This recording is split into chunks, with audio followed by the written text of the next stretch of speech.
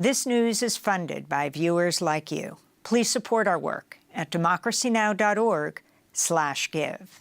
We begin today's show in Gaza, where health officials say at least 46 people were killed and more than 110 injured across Gaza in the last 24 hours as Israel continues to bomb Rafah after its forces on Sunday night bombed yet another tent camp in the southern city that was housing displaced Palestinians in an area that had been declared a safe zone. Officials say many of the bodies were charred after the Israeli attack caused a fire that tore through the camp. Israeli Prime Minister Benjamin Netanyahu Monday called the Rafah strikes a tragic mistake and vowed to investigate amidst global outrage. The attack came just 2 days after the International Court of Justice ordered Israel to immediately stop its assault on Rafah. Meanwhile, Palestinians continue to flee Rafah amidst ongoing Israeli attacks. We don't know where we're going. We woke up at 6 in the morning, at 5:30 in the morning from the shelling and rockets. We are going, God knows, in our situation, we don't have tents and we don't have anything. We have children with us. We have more people to transport, my aunt and my mother-in-law. They are under the shelling and I will go and get them. There is no transportation. There is nothing. In terms of means of life, this is what we woke up to at 5:30 in the morning. I don't know. I'm just walking in the street. I don't know where to come or go. They say that we should go somewhere safe. There is nowhere safe. There is no area that is safe. Where should we go? Let the Arab world look at us now. Let the Arabs look at us and see what is happening to us. God is my suffice and the best disposer of my affairs. This is not a life. This is not a life. This is not a life. We are sick. I don't know what to say. We are walking, but we cannot walk or come or go. For more, we go to Rafah in Gaza. We're joined by independent journalist Shrouq Aila. She lived in the Jabaliya refugee camp in northern Gaza before October 7th, had been studying English at Islamic University in Gaza.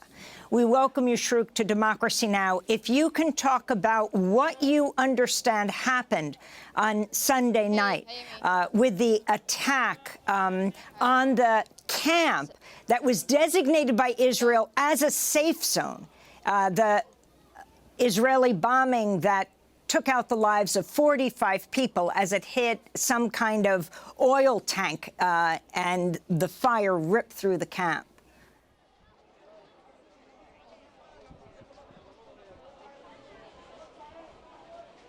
Okay, so on Friday, when the International Court of Justice ordered Israel to immediately halt its offense in Rafah city is a city that is full of over 1 million displaced people who came through the Gaza Strip.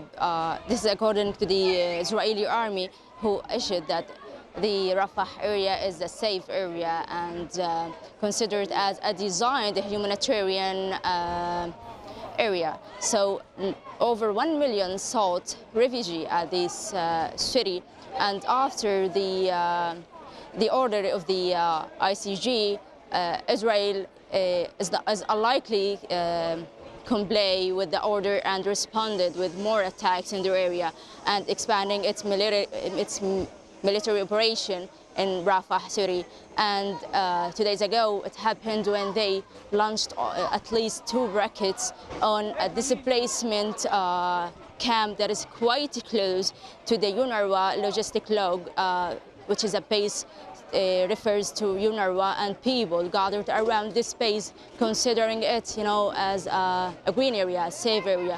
And after the bombing, the area is basically full of tents for displaced people, and the fire set on because of,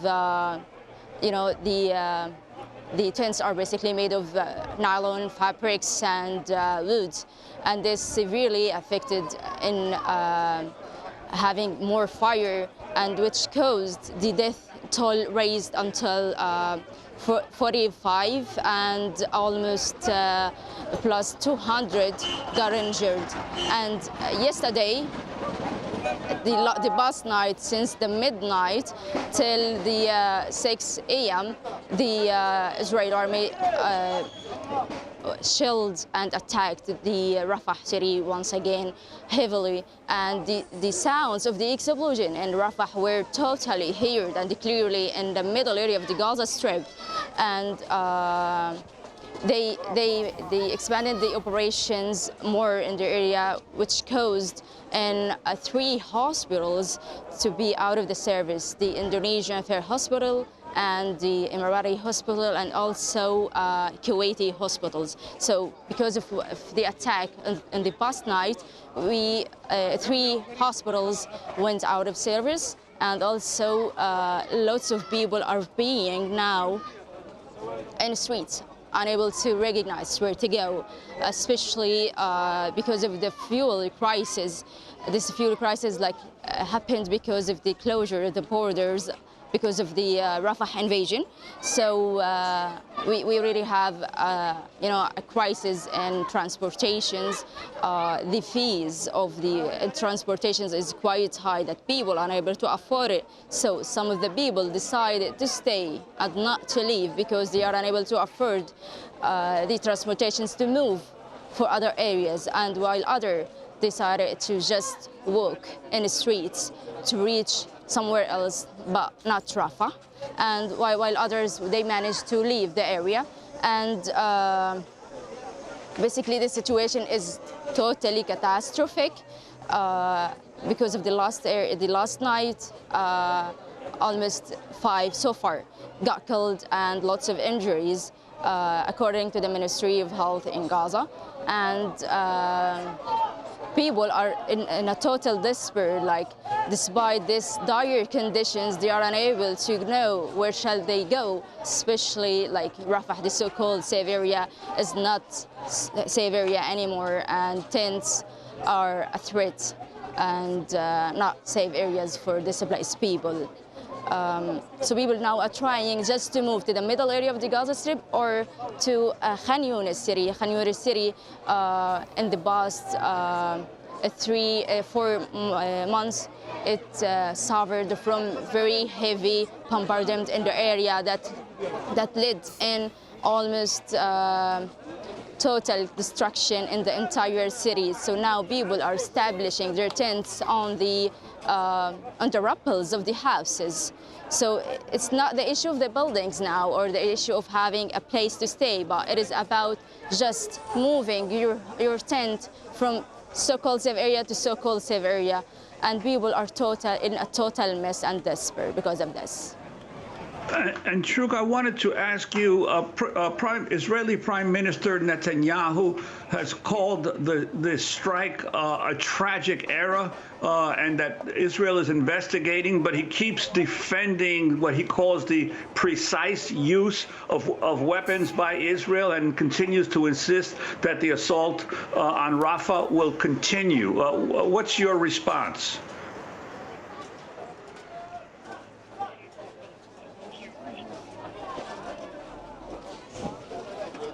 I'm not sure if I got your question correctly because of the connections, but in terms of the Israeli doing investigations and the attacks, sometimes, it just happened, and investigations will not pay off whatever rights to get back, especially after having lots of casualties and also lifting people in the streets and in a total catastrophic and dire conditions to seek for other shelters and other places to stay in.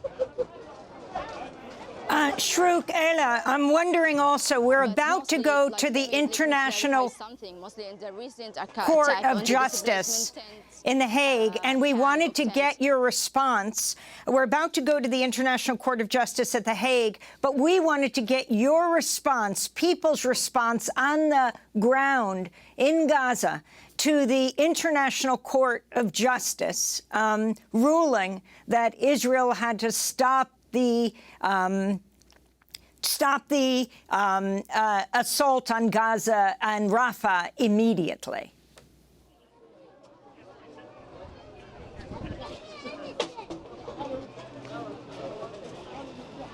All right, so when it comes to such attacks, basically we can see that the casualties and the losses that we are having are basically kids and women, like mostly civilians. And you know, the area, like let me say, when it comes to attacking tents, you know, it's such a soft area that can get easily destroyed by wind or by heavy rain.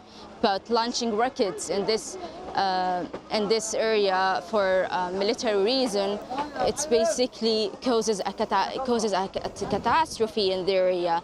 And you can add for this that people now are singing and dying in the fear that